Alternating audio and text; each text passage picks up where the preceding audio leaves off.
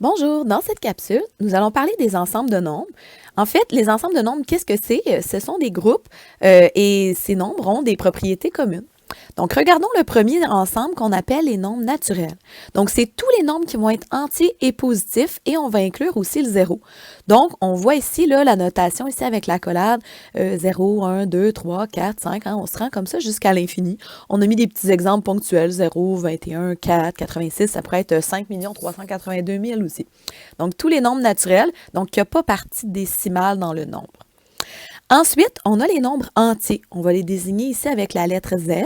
Et donc, on va rajouter les nombres négatifs. Donc, on a les entiers positifs et les entiers négatifs. Donc, on a mis encore là quelques exemples ici. Puis, on peut définir notre ensemble de nombres, encore une fois avec l'accolade.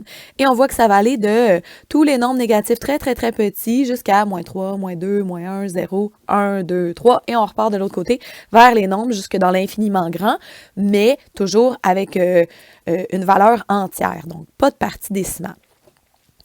On arrive ensuite avec l'ensemble des nombres décimaux. C'est là que la partie décimale arrive. Donc, forcément, ça peut s'écrire sous la forme d'une fraction A sur B. Donc, A sur B vont être des entiers. B n'est donc pas 0, parce qu'on ne divise pas par 0. Mais la partie décimale, elle est toujours finie. Ça veut dire qu'il y a un chiffre, deux chiffres, trois chiffres. OK, il peut y avoir beaucoup de chiffres, mais ça ne se poursuit pas, là, la partie décimale. Donc, on a un exemple ici, 3/4. Je peux l'exprimer comme étant 0,75. 8, c'est comme 8 sur 1 ou 8,0. Donc, la partie décimale, c'est de un chiffre de 0 si on veut. Même chose, -1 centième, ça peut être négatif également. Donc, on voit qu'on a deux chiffres après la virgule. La partie décimale, elle est finie. Quand on arrive dans les nombres rationnels maintenant, donc on va avoir encore des nombres qu'on peut écrire sous la forme d'une fraction, mais là, ça va inclure tous les nombres. Donc, tous les nombres que soit ta partie décimale, elle est finie, comme dans -4,5, ou elle peut être infinie périodique, comme dans 0,3 périodique, qui est la même chose que la fraction 1/3. Donc, on a mis plusieurs exemples en dessous là, pour montrer que, regardez, cette fraction-là, ben, elle a un développement qui est fini, 3 décimales. Un nombre naturel ou entier aussi, là, c'est 4, 4,0, c'est la même chose.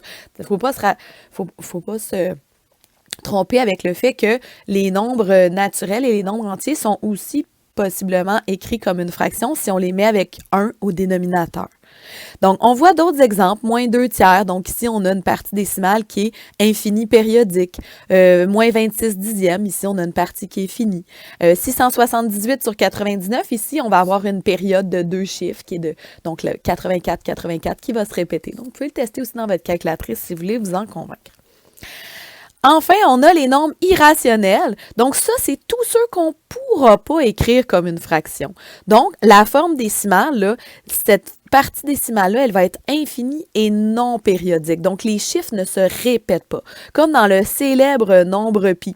3,14159, et ça se poursuit comme ça, avec des décimales qui ne se répéteront jamais. Et c'est le cas aussi, comme on a ici le nombre d'or, qui est un nombre un peu qui s'apparente au nombre pi, un peu spécial, avec des décimales à l'infini. Et toutes les racines carrées ou racines cubiques qui n'arriveront pas sur un nombre juste, là, tu sais, comme racine de 16, ça donne 4. Fait que ça, c'est pas un irrationnel. Mais racine de 2, ici, vous voyez, les décimales vont se répéter. Non, elles ne se répètent pas. 4, 1, 4, 2, 1, ça se poursuit. Même chose avec moins racine de 7. On voit que les décimales ne se répètent pas. Donc, c'est pour ça qu'on dit que c'est non périodique. Finalement, notre dernier ensemble, c'est celui qui les regroupe tous, les nombres réels.